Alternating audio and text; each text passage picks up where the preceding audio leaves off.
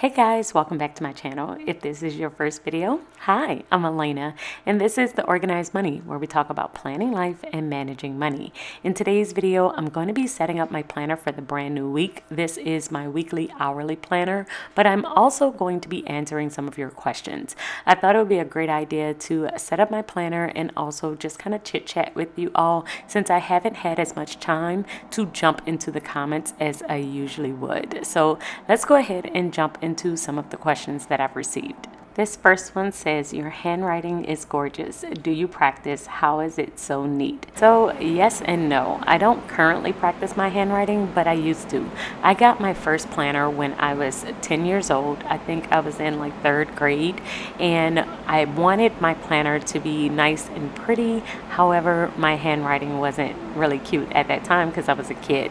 So I used to practice all the time. I was taking cursive at the time, and I really worked on my cursive handwriting at first, and then ultimately decided to start working on my print when I was in high school.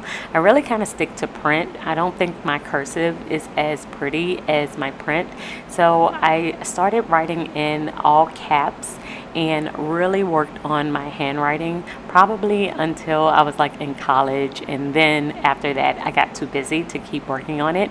But it is something that I really love to do. At one point in time I thought I was going to take up calligraphy. I thought that that's something that I wanted to do, but ultimately as I got older I just realized that I like to write for myself and in my planner, and my goal was just to have a pretty planner. But I do have a video on how I improved my handwriting, so you can click this video here if you're interested.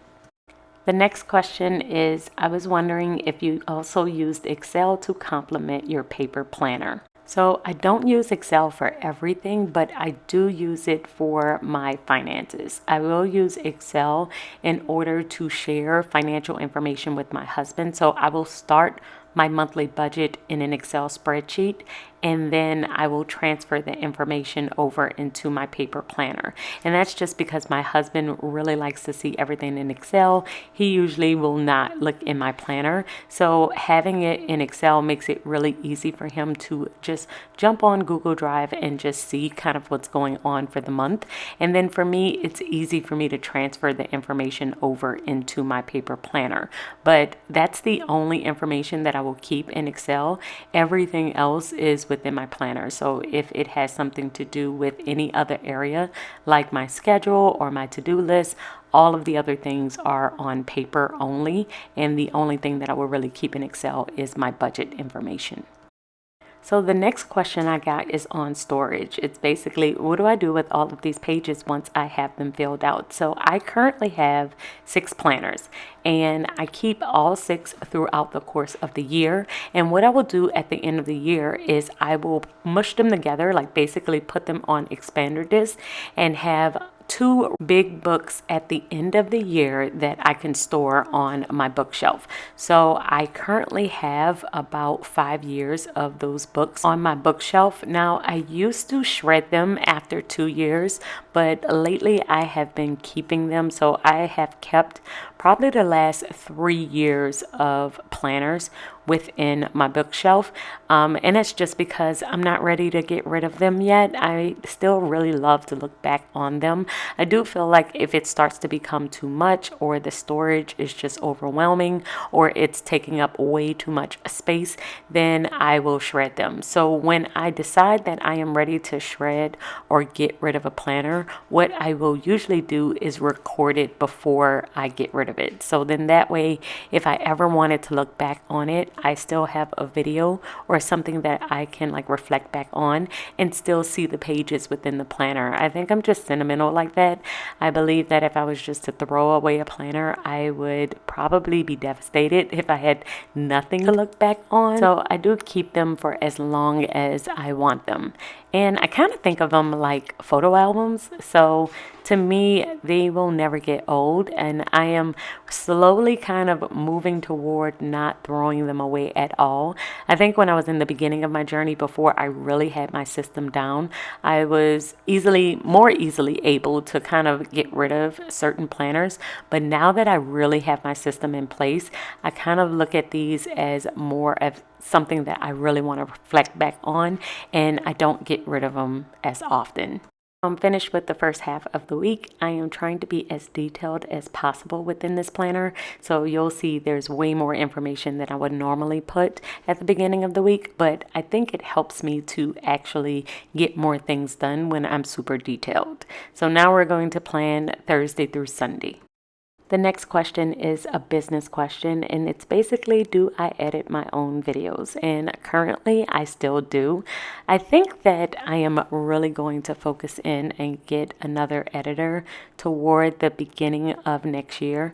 I have always gone back and forth between editing myself and hiring an editor, and it's only because I really do enjoy editing my own videos. So I will usually hire one, and then I will miss the editing process. I will miss doing voiceovers, and so then I will start to edit on my own again.